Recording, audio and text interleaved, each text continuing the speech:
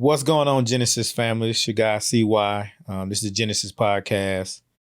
We're here with another episode 2 of season 3. And today I'm sitting with a voice and somebody that doesn't just preach revival. He actually lives it. I met him at Connect Church, coming to preach one Sunday. Powerful word. Met his wife. They're just beautiful people. Watched his journey, seen his story. He's had an amazing and kind of a tumultuous year. But I think it's something that everybody needs to hear, right? We often look at what we go through and don't understand what God is doing in that process. We don't understand that sometimes God has to set us back or pull us back like a bow and an arrow. The further he pulls you back, the further you'll go on your trajectory. And I just want to, sit down and have a conversation with him today, hear his testimony, hear him talk about his perspective as he's went through this journey, and just encourage somebody else, because you might be going through whatever it is in your season and in your life. And you might think that, I don't know what I'm going to do. I don't know how this is going to turn out. But I want you to listen to this episode. And after you listen to this episode, you should understand that you survive 100% of every bad day you faced if you're still alive. So without further ado, I'm going to introduce Pastor Isiah Williams from St. Louis, Missouri. My wife is from the STL 314. Let's what I'm saying? Emo's Pizza. Rice, Chinaman. everything, Chinaman. We heard. Yeah. Well, hey, I'm glad to have you. Introduce yourself to the people. And, Absolutely. Appreciate you for having me, man. Again, Isiah Williams, St. Louis, Missouri. I'm married to the beautiful Kelly Williams. I have 2 beautiful daughters, Taylor, London, and I feel like I passed one of the best churches just because I love them so much. Reach City Church right here in Mid-Cities, Texas. And man, I'm just glad to be sitting not on the couch, but the chair with you, man. It's going to be a good time. Yes, sir. Yes, sir. So I do appreciate you for coming out, spending time with me. Oh, yeah. We've been trying to connect for quite some time. And like I said, I've been watching you. I've been watching your journey. I just kind of connected with your voice and the word that you were delivering, man. And I'm just like, you look like a preacher that, a lot of people can connect with. Yeah. When I first came into to know the Lord, as they say, yeah, it was that old school way, you know what I mean? Just that suit, that tie, that clean cut. Yeah. But you got just a swag to you, and man, just thank you, man. You walk with an aura that exudes God, but also says I'm myself, and I'm authentic with myself. Absolutely. So what I want to ask you first, man, is we dive into, tell me, who is Pastor Isiah? How did you get to this point? And how did you really understand what your calling was to become a pastor, to lead a church, and just everything that brought you to this point in your journey? Man, that's a loaded loaded question. I want to leave it open. That's a loaded question. So I am a son of St. Louis. My story is probably not unique to a lot of people, but it's a story that you don't hear about it most. So my dad, I grew up in a single parent household, raised by a village, stayed in the house with grandma, 10, 11 people in the house at one time. You sharing a tub with your cousins. I'm the only child. Pops was in prison since I was 3. Wow. Right? Pops was in prison since I was 3, 26 years of my life. Him not being around, right? So that essentially is bringing on some identity issues in and of itself, right? Moms did the best she could to keep me out of trouble. I'm fighting every day. I'm, regular hood stories. Right. But I did understand that there was a void, man. There was a void. I grew up God conscious, but I didn't have a relationship with God. Right. Family was in church, but I was smoking, I was smashing, I was doing all right. I was just being a regular guy. Right. You know what I mean? And I my mom, and we used to visit my dad. He was in the correctional facilities throughout Missouri, maximum. And so we were in and out of the prison system every weekend. So I still had a relationship with him. He just wasn't home. Right. And so kind of fast forward through that story. Mom did everything she could. Mom was phenomenal.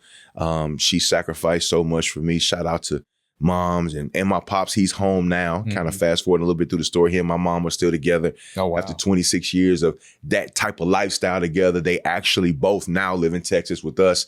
They don't live with us, but they live here helping with the church, and it's just a great thing that's happened. But man, life went through a lot of ups and downs, right? And so with that being said, I had a radical conversion with the Lord at 19, very radical conversion with the Lord. But sometimes I believe that life is comprised of moments and process, right? I had a moment with the Lord, but I still had to process that thing out. Right. I stopped smoking, I stopped drinking, but I still wanted to sometimes. Right. You know what I'm saying? I'm 19. I'm in my prime. You know what I'm saying? Yeah, I'm like, and so I had to start disconnecting from certain things that were no longer serving me. And so after that radical encounter with the Lord, I ended up getting married. Got married at 21. I was married for 18 years and I went through a divorce, right? Went through a divorce. And so a lot of church people don't really, when I say that in church, it'd be quiet, bro. Right. I'm talking about stupid quiet. And I'd be like, hey, I said, so y'all judge me in church? What we doing? Yeah, that's what right. And I'm just one of those people that I believe if the Lord took me to it, he took me through it, and it's my responsibility to speak on it. Yeah. Right. Because I know there are more people that are like me that are not. Exactly. Right. I know there are more people that are like me who's sitting in church and like, man, I just wish somebody would talk about this point in their life. Cause I don't know. I feel like I'm the only one. Right. So it's me speaking about that. Went through a crazy divorce. And I remember I was like, dang, it was right at COVID. Went through COVID. I'm like, dang, Lord, I feel like this must be it. Like, I don't know what to do. Like, I hadn't worked a ministry job in, I hadn't worked a secular job in about 10 years, right? I'm traveling the country, speaking in 70,000 people, stadiums across the world. This is what the Lord was doing, right? And so the world shut down, marriage shut down. I can remember I'm sitting in an empty house. I had to go back and move in with my mama. Oh, man. Right? I'm in a basement floor. I'm on a basement floor on a mattress. It's the kind of basement floor that Dallas, you don't know much about this, or certain cities don't know about you. We got basements in St. Louis, right? And so that kind of floor where you got to paint it gray, but it's still a basement. Yeah. You know what I'm saying? It's still a basement, no matter what color you paint it. And I can remember that blower bed. I would wake up in the middle of the night and the blower bed be halfway blown up on the sides, and then I'm sinking in the middle, and I can feel like I'm in a situation, man. You know what I'm saying? I'm in a situation. And I'm like, God, what is going on? I end up taking a job at Coca-Cola. I'm driving pallets. Man, I done been all over the world and back, and I'm riding pallets, and I'm like, Lord, is this what my life came to, is coming to? And I can remember sitting on that floor, man, weeping, and I felt like the Lord was like, I'm gonna make up time with you. He said, I'm gonna make up time with you, and I'm like, huh? He said, I know where you are right now. He said, I got your location. Wow. He's like, but I'm gonna make up time with you. And so fast forward, man, God just moved quickly after I kind of walked through that season. I met my beautiful wife now. And we felt like the call of God was to plant a church. Didn't want to plant a church, but we said yes to him. And so my life, again, it's been comprised of a lot of moments, processes, wins, lessons, opportunities, all the things.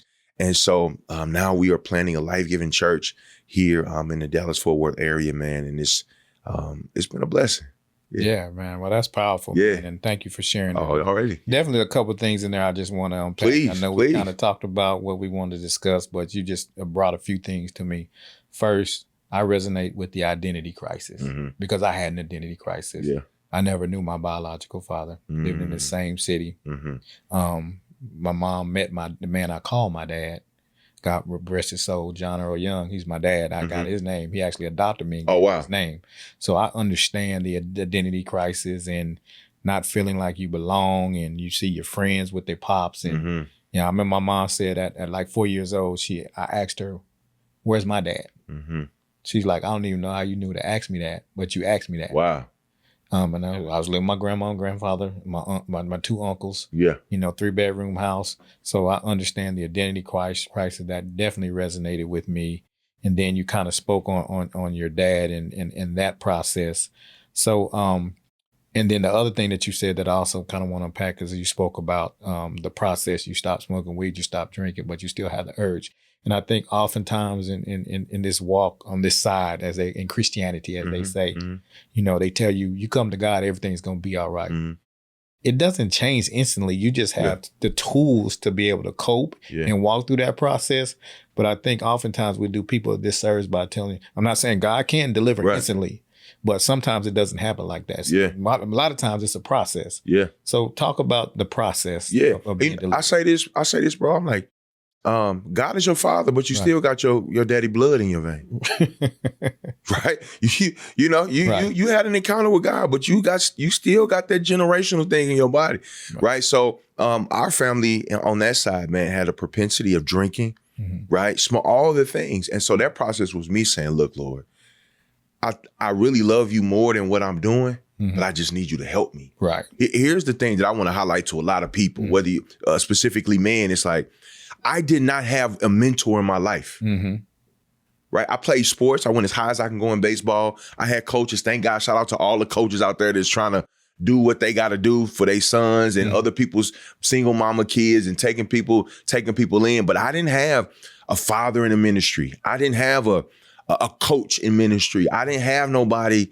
I mean, I grew up a Kojic dude. Right. And if you know about Kojic, it's called Church of God in Christ. Yep. They just tell you to stop doing it. Right. Then, I can't say now because things have evolved, right? Right? But then at the time, they were like, stop having sex. Stop going to the movies. To the movies? Right. Stop smoking. Okay, cool. But how do I do that? Yeah, exactly. What does that look like? So you want me to take this cigarello that I love. Stop cutting it open. Stop putting the weed in there, which I enjoy. People don't think you enjoy sin, but you do. Right. This is what the scriptures say.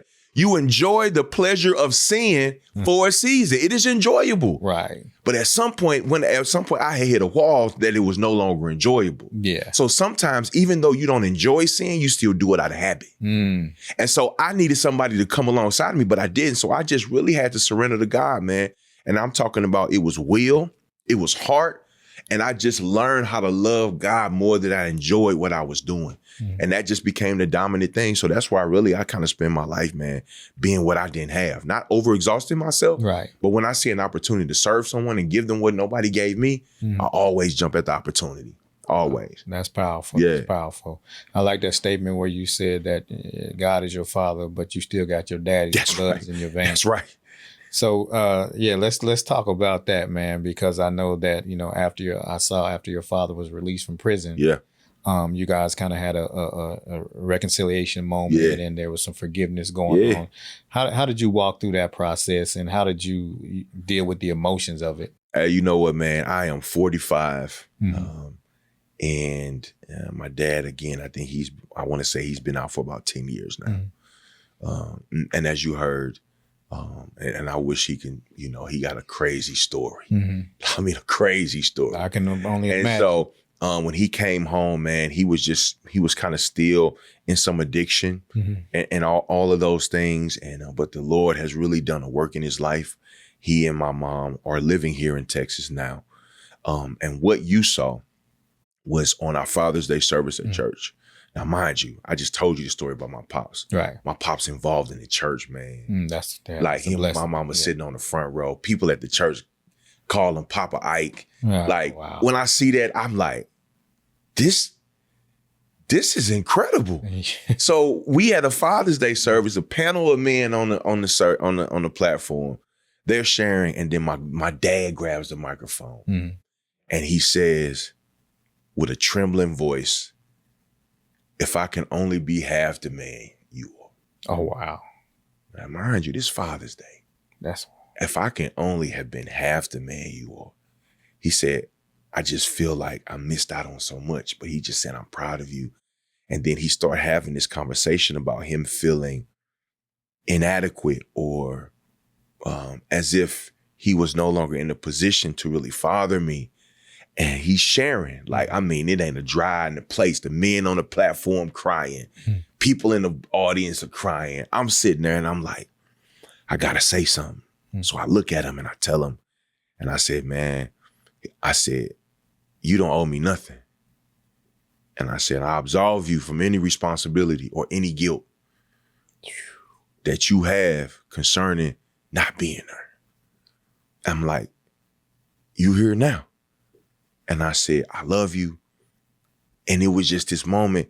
And I'm like, and I told him, I'm like, man, you took care of me even when you wasn't there. My father used to send me wet $100 bills in the mail because he hid it in his mouth. and he mailed me $100. Wow. Like he would pay to have Catholic charities send me gifts on my birthday and Christmas. I'm telling him, you did what you could, even when you weren't here. Man, it was so bad. In a good way, I go to school. You know how kids were. You know, I'm an 80s kid. 90s, I grew up. And I'm like, man, my daddy in jail, and he take care of me more than your daddy is with you. You know, when you start going in on people. But it's like, I just honor him, man. And so when we had that moment, that vulnerability broke a lot in the room. And it broke a lot. Because I think we have a story, my dad and I have a story that they don't tell you about. And the movies will never tell you about. The movies tell you would always become like the man that was before you. You're right. I never seen a prison a day in my life other than a preaching one. Right. I never went into jail other than to baptize people in one. Ain't never seen me. I never been addicted to drugs. I always tell people that generational curse ran in my family until it ran into me. That's it. And so I'm like, and that's no indictment on my dad, but I am the fruit of my father. And so now it's like, bro, this story got to be told, because it's like everybody just assumed that you're going to end up like that man. No. I have the attributes. I have all the good things from him. Right. All the good things from him, and the things that weren't, God took that away from me and just made me a different version of him. But man, that's the reconciliation. And I think that's what people should try to go for. Wow, that's powerful. That's powerful. Man, first of all, Genesis 2.0, I know I talked to you about that. I think the God just dropped in my spirit what you can do in Genesis 2.0. You and your pops.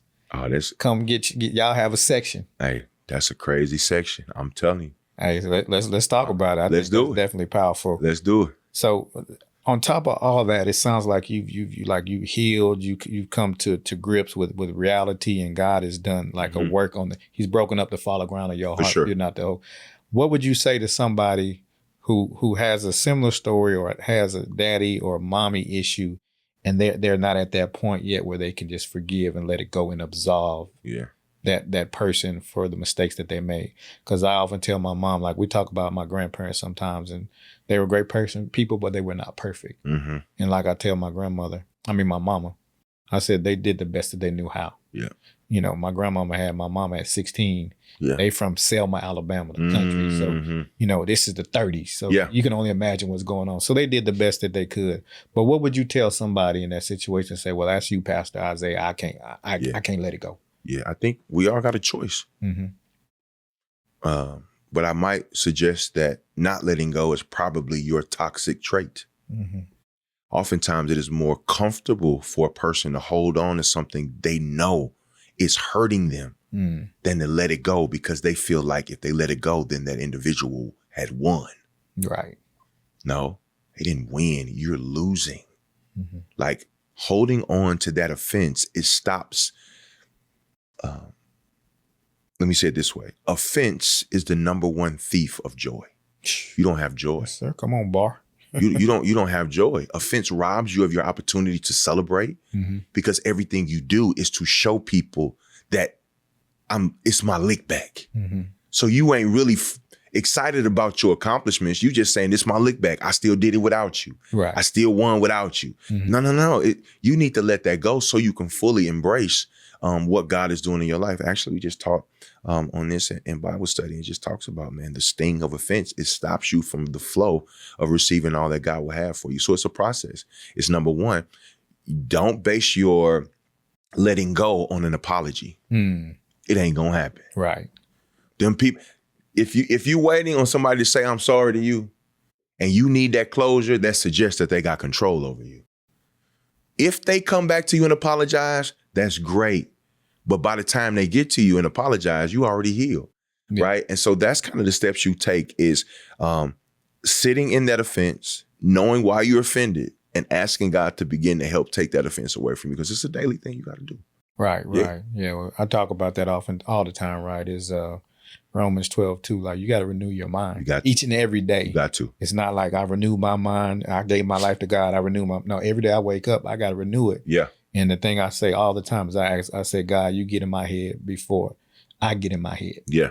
And so that's a beautiful thing that you said, right? Just not walking in the spirit of offense, because you give somebody control of your life. Okay. And it's almost like cancer. It just slowly metastasizes and kills you and takes all your joy, all your energy. Yeah. And you're sitting here just in a state of depression, anxiety, and this person that may have committed this offense against you is just living their life. And when you have an offense, people don't realize you take that offense out on the people that's closest to you. Mm-hmm. So if I'm offended with somebody that I no longer have access to, now everybody else that I'm close to got to pay for it. Mm. Because you really don't have a problem with me. Your beef is with them, but I'm an easy target for you to take it out on. Yeah. Right? So now people are like, man, what is all of this? What's going on with you? Right. What's going on? Especially for men, because we don't communicate. Yeah. Right? So now you taking all this frustration out on people that you love, because your problem is that you really got a problem with somebody that you're no longer in proximity with. And God forbid that they're no longer in the earth. Right. You'll never get closure. You never get closure. Right. Right? And so it's one of those things, if you really love the people you love, if you really love yourself, you will allow offense. You will begin to deal with offense before offense deals with you. Yeah, I say that all the time. I kind of say it's something like trauma. You deal with your trauma before your trauma deals with you. That's right. I often think about, there's a book I like too. It's called The 4 Agreements. And the first agreement is don't take it personal. So I learned when somebody says something to you or they does something, sometimes 80 to 90% of the time, it's not about you. It's about them. It's about what they're dealing with, right? And so if you don't take things personal, you don't get into a space where there's confusion, there's division, because you begin to understand this person may be hurting and they're lashing out at me because I'm the closest person to them.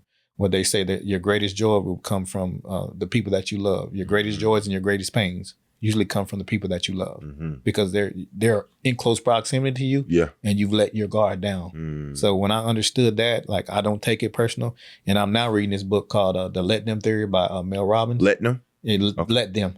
Theory. Okay. So basically, it's like, let them do them, right? Yeah. Like, even me and my wife was on this trip, and it was some things I was like, let her do it. Yeah. You know what I'm saying? Yeah. And that way it keeps me from getting aggravated with people and starting to, get outside of myself. Sure. Because I'm not guarding my heart, and I'm focusing on what they're doing. So that's powerful. Good. That's powerful. That's powerful. Good. So I want to Trent kind of segue into overcoming adversity, right? Yeah. And I know you had a very tumultuous experience with your health over the last year or so. Yeah. Can you walk us through that and talk about it? And it's funny, I remember, I don't know if you remember this, when you came to Connect that day, you prayed for people with some stuff in their stomach, and you said you were feeling something in your stomach.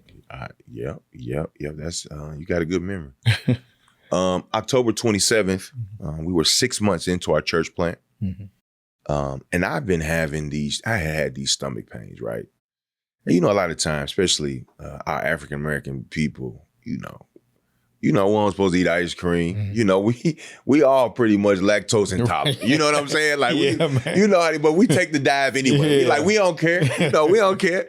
So, I just chalk it up as that. As a kid, I shouldn't be eating ice cream. I had to eat fiber and all that. So I'm like, it's just my life. It's cool. I figured out what. And so it just kept not agreeing with me. And I can remember we had this a fall fest at our church, our first one. And everything was great. We had a great time. We end that October the 27th. I go home and I'm having these pains, and they really bad. And I'm like, man, I'm trying to take all these over-the-counter things to use the rest, all these things, and it just wasn't working. I said, I got to go to the hospital. And it's a funny part. I was drinking some beet juice, right? You're trying to drink all the things, and I'm drinking some beet juice, and I wake up in the middle of the night, my stomach was messed up. I go to pee. My pee red. If you drank beet juice, you know. And I wake my wife up in the middle of the night. I said, we got to get out of here. I think I'm dying. I got blood in the she talking about, relax, what's going on? She talking about, you had beet juice. Insult to injury. I go to the hospital. They say, Mr. Williams, your gallbladder is not working. Cool, take it out. If I don't need it, take it out. It's like, you don't need it. Your liver does majority of the work. I'm like, cool, take this mug out. And I say, I'm from St. Louis. They take this mug out. And they're like, okay, cool, I'm going to take it out.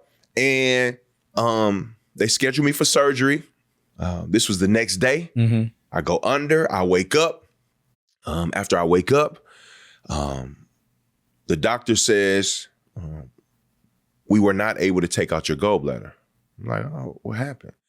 He said, well, in my 45 years of doing surgery, I've never had to stop one until today. He said, we found a mass the size of 7 centimeters behind your colon. Mm. Me, I don't know. I don't know the jargon. I don't know the terminology. I don't know none of that. Mm-hmm. He says it has caused a horrible bowel obstruction. And we need to remove the mass. He said, by the size of the mass, it looks like you have stage 4 cancer.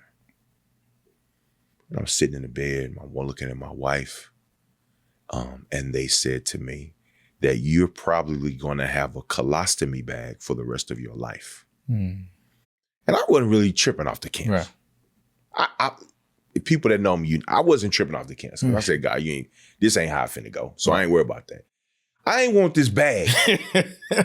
I feel you. I'm just gonna keep it 1,000. But I said, now look, Lord, you know I like the fashion, I like clothes. What I look like with this dangling this bag, this porta potty, it's a real porta potty, bro. Like I'm dangling this bag around. What I'm gonna do with this? And so my wife, like, did you hear what they say? I said, yes, I just don't want this bag. You focus on the bag. I'm focusing on the bag. You know, you hear that all the time. Right. And I'm like, I don't want it. So they was like, yeah, you're just gonna have to have it for the rest of your life. I go in, they take the mass out, I have the surgery. It turns out that it was stage 2B, mm-hmm. Number 2, the letter B. They took it out. I did have to have the bag. My whole life, our whole life changed right away. We thought that we were not going to have to undergo chemo. Mm-hmm. I can remember laying in that bed, tube in my nose, in my mouth, couldn't talk. And the only thing that the Lord brought to my attention was Hebrews. He says, you can come boldly before the throne of grace to obtain mercy. And in difficult times, you can ask for a favor. Mm. And I said, look, God, I said, man, you know, I got girls, I got a wife. I ain't tripping off this church. I said, you know, I got a family. Mm-hmm. I said, I'm coming. I need you to give me mercy. I said, don't make it as bad as they say it is. Don't let it be as hard on my body as they say it's going to be. Don't let it be as taxing to my family as I know it can be. Mm. I'm asking for mercy. And I need you to do me a favor. I need you to get this cancer out of my body. And so as we're navigating through the process, that's the only thing I can think of while I'm in this bed. And I'm under anesthesia in this surgery, in and out of surgery. And my wife is saying this is the only scripture that was coming out of you while you were in and out of consciousness. Oh, wow. That's all I had. I ain't have nothing else. Mm. I said, Lord, I just need you to do me a favor. That's it. I'm not even because this is what I came to see. I said, God, if you wanted to do a miracle at this point, you would have done it. And for whatever reason you're choosing not to, I don't care. I just need to know that you're going to be with me as I go. Mm. I said, I'm cool with it. If you don't want to do the miracle right now, I'm okay. Clearly you don't want to. Because if you wanted to, it would be gone. They would saw nothing. The tumor would have dissolved. The tubes would be out. I wouldn't have no bag. But then he asked me, he said, Isaiah, what would bring me the most glory? Mm. I can give you a miracle right now. And they'd be like, oh, an applause. Man, I got goosebumps over it'll be an applause.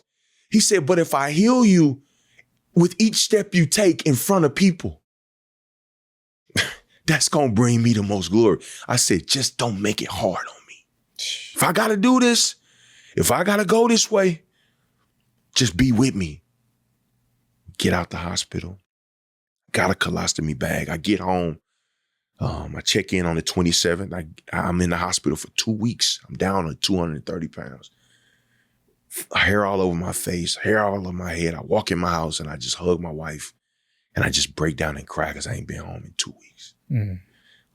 I go to the chemotherapy because we believe in, hey, we ain't gonna have to have chemo. It's a 2B. It's cool. They say, Isaiah, you're gonna have to have chemotherapy. It's going to be difficult on your body. They said if it had not caused a bowel obstruction, you would not have to have chemo. But because it did, you have to go through chemo. I was about to tell them, no, I ain't doing it. They said your hair is going to come out. You're going to have neuropathy in your hands. Your feet can't drink anything cold. You can't touch anything cold. All the symptoms are subjective, but whatever symptoms you start with, that's what's going to magnify. I said, God, if I got to go through this, give me mercy. If I got to have neuropathy, don't make it as bad as they say. I'm constantly going to the throne of grace to obtain this mercy you telling me. Right. And I said, if I got to go through it, I will. Each step I took, I had chemotherapy. My hands started turning black. It didn't kick in at first. I remember the day it kicked in, I went in the refrigerator to grab a cold bottle of water, and it felt like it burned my hands. Oh, man. Yeah. When I walked with no socks on, it was as if I was stepping on needles. When I drank cold water, it felt like I was swallowing sharp objects. But he gave me mercy. And as I was going to chemo, I remember people were coming to chemotherapy because I was still going to chemo fresh. Now, I ain't gonna lie. I was still going in with jerseys, right. joy, all the things, with full of joy. Yeah. I walked in chemo, my wife and I, and this couple would see me and they sat down and asked me, they said, can we ask you a question? I said, absolutely. They said, well, we noticed that you come in here once every 2 weeks. You have the same symptoms we do, but you don't look like us. What's causing you to still have this joy? I said, well, I'm glad you asked.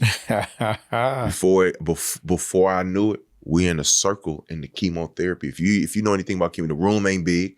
Probably got about 7 to 8 chairs in there, a couple of nurses stationed. We in a circle, my wife and I holding hands with the Asian couple, giving them the gospel and leading them to the Lord. Wow. The nurses start coming to the church because they say, we have never seen this before. We have never seen somebody with so much joy dealing with so much pain. You don't look like it. You don't act like it. And so before one thing led to another, they said, Mr. Williams, you got 12 sessions of this. We knew very early that the Lord was going to do it in less time. We just didn't know when. I remember speaking at service one day when I got my strength back and I felt like the Lord gave me an impression that, hey, you're going to do your last treatment next week. I went in and I told him, I said, hey, I'm done after this. They said, well, Mr. Williams, you might want to wait. I'm done after this. We were waiting on these test results to come back before we made the decision. While we were in the office with the doctor, the test results came back. We were waiting on them about 2 months. The test results said there's no cancer detected. There's nothing in your lymph nodes. There's nothing in your body. And I told the doctor, I said, am I cool to be done? I said, doc, the numbers don't lie. She Indian lady. She was like, you know what? You right. Man, we rang that bell. We got to the other side of it. The moral of the story is, and I'll kind of speed it up here, God showed us mercy. And in difficult times, he gave us favor. I had the surgery to take this bag off because they told me I was ready. I woke up from the surgery and they said we couldn't take the bag off. Oh, man. This was my last surgery. This was about a month ago. They said we couldn't take the bag off. It was too much scar tissue. And they said it was too dangerous.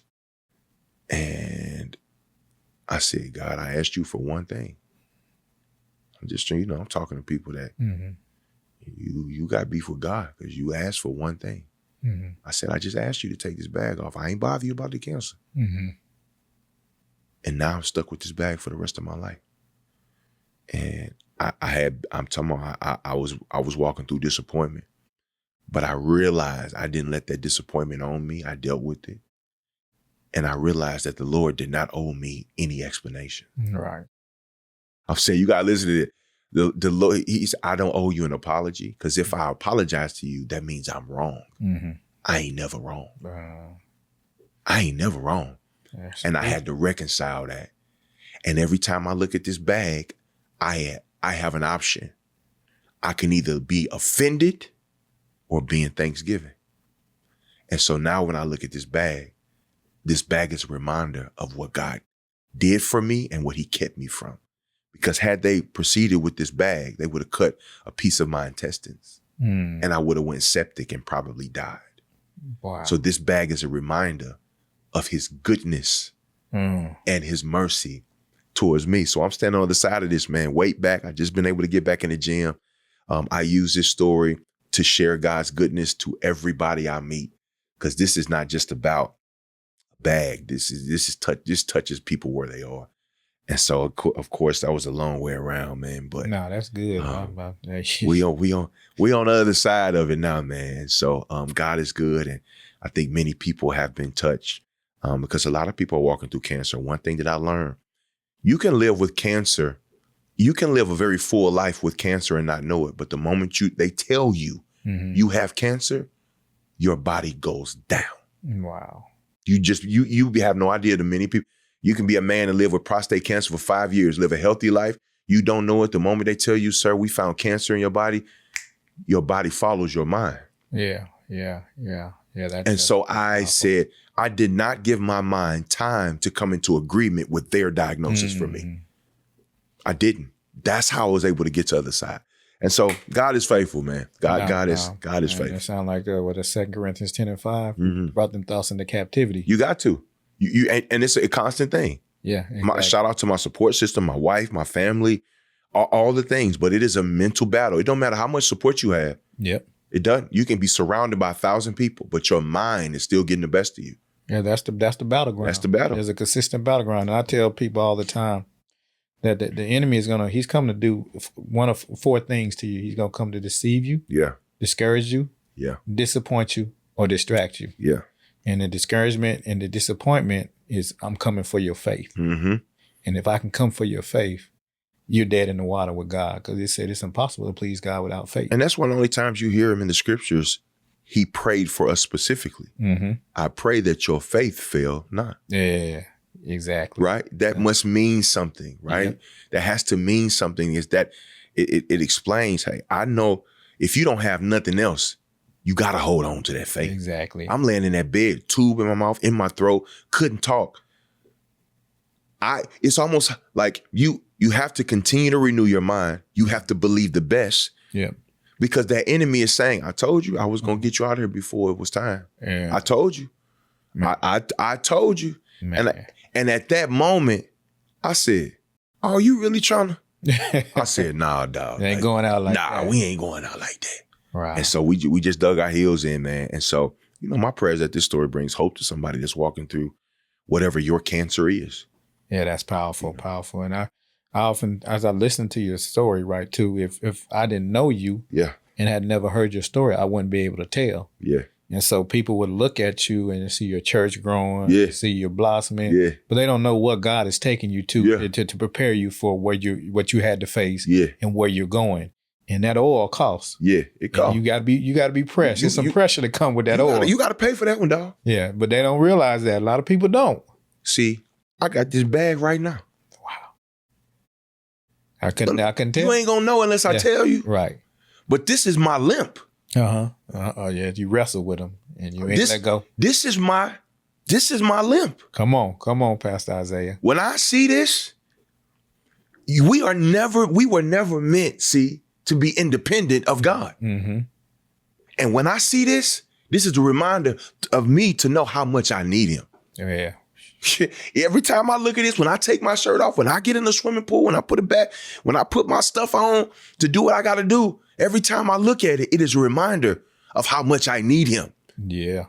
Yeah. Everybody got a bag. It might not look like mine. But we got one. And so we are never again meant to live independent of him. So every time I say this, look at this, I got a choice. Should I be offended or do I walk in thanksgiving? Right. And that's always a reminder. This is what the Lord did. And this is how much I need him every day. Man. And if you don't know, you'll never know. Yeah, that's powerful, man. And as you were talking about your experience, I don't know. I think I told you I got shot at point blank range. Yeah. So I got the scar from here to here. Yep. I got a scar from here to here where they had to go and remove blood clots from my lungs. And then I got punctures for where they put tubes in me to drain fluid. 2 surgeries. The first surgery to save my life. Wow.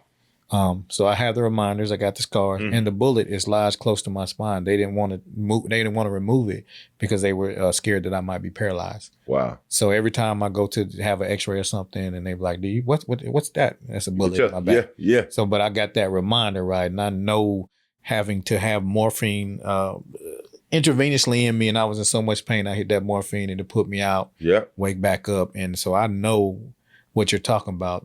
I don't have the bag, but I got the scar. That's your bag, though. Yeah, that's I got a zipper too. Yeah. That's a zipper. I got it. There's a gangbang say you got that zipper. Hey, I'm tried and true. You know what I'm saying? I'm tried and true. So yeah, man, I think every time you look at it, it's always a reminder of His faithfulness. Yeah. Well, I appreciate you for sharing that, man. And I think that's why I connect with you, because it's just some synergies there between absolutely. dads and different stories, but same kind of lane, same kind of space. So, Pastor Isiah, we talked about your pain. How does that tie into your purpose in this season of your life? Because people oftentimes get caught up on their purpose and calling, but the purpose is what you're here to do, and the calling is the vehicle to get there. So how does that purpose and calling look now that you've come through this season of life? Yeah, I think it's, this has allowed me to really crucify my preference. Right? Because I know that a lot of people are at odds with God because they have a preference, but their preference is not His plan, right? And so God's plan may be unfolding in their lives, but it's not what they preferred. I would have preferred to get to this place a different way. I mean, I wouldn't have chose cancer to get me here. Right. You know what I'm saying? For sure. Like, God, if you'd just told me to do something, I'd have done it. Right. And I'm not qualifying that to say He gave me, because He don't give you sickness, right? It's something that happens. It allows it. But this has helped. This has expanded my conversation. This has really added to the repertoire, if you will, of something to be all things to all people. Right. Right. I think this broadens my reach as it pertains to people that I can communicate with that may be struggling with the cancer or disappointment or a prayer that they felt like God should have answered but did not. Right. Right. I can speak to so many different facets of life. Of course, my dad's situation gave me context. Being in a divorce gave me more language, but I think this just broadens it so much. And even as a pastor, like, there's so many people who are sitting in our seats every week. And I want to make sure that I am able to communicate on the level that they can understand. The worst thing that I think a communicator could do is communicate from a place of that they've not experienced. Right? You can, but I'm an expert at this thing called life. I'm an expert at this thing called disappointment. School of hard knocks. I'm school of hard knocks. So when I speak to you, it is, and when you see me, the testimony is what you said. You don't look like that ever happened to you. That's the testimony. Right. So when I communicate it, I give people something to aspire to be, because they see me and they like, well, if he can walk through that, I can do it too. And so that's the beauty. Yeah. Man, well, hey, Pastor Isiah, we thank you for this conversation. I thank you for sharing and being open and honest. I'm going to leave you with an open-ended question, and then I want you to tell the people where they can find you, how they can follow you, and what you have coming up, so we can support you.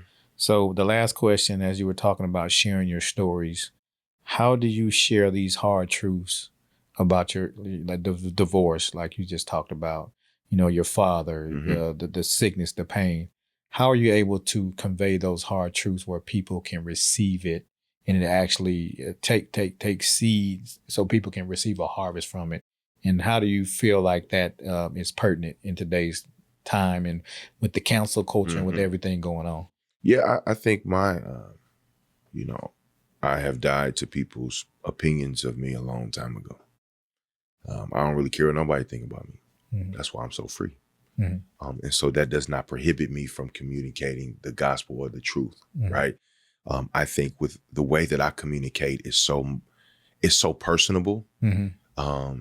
And it's palatable for somebody to hear, though it's the truth, it's the gospel. Mm-hmm. And the gospel itself is offensive, but I think I try to incorporate my humor.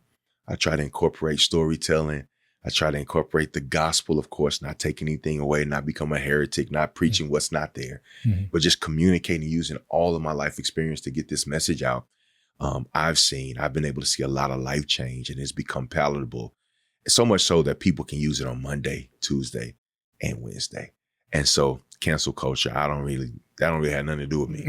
You know what I'm saying? Right. They don't have nothing to do with me because, I got to answer to somebody much higher than that. Right. Yeah. Appreciate that. Oh, yeah. Well, tell us about where we can follow you. Absolutely. What people, what the church invite, give them an open invitation. No, let's get it. So thank you again, having me, C. You can follow me on Instagram. I am Isiah Williams. I am Isaiah, not the way they spell in the Bible. It is Isiah, last name Williams. You can follow our church, The Reach City Church. The Reach City Church. It is on Instagram. You can follow it on Facebook. The website is www.thereachcitychurch.com. We are at 6700 Denton Highway in Watauga, Suite J. We currently meet right now at 2:30 p.m. And if you're looking for a place to become family, community, our vision is really simple. We've just been called to reach people. We've just been called to revive people, and we have been called to release people. So I appreciate the time, you see. No, I appreciate you for coming out. Appreciate you for sharing your story. Yeah. And I appreciate you for just the connection, man. And I definitely, you heard his story. You heard where you can go hear him preach.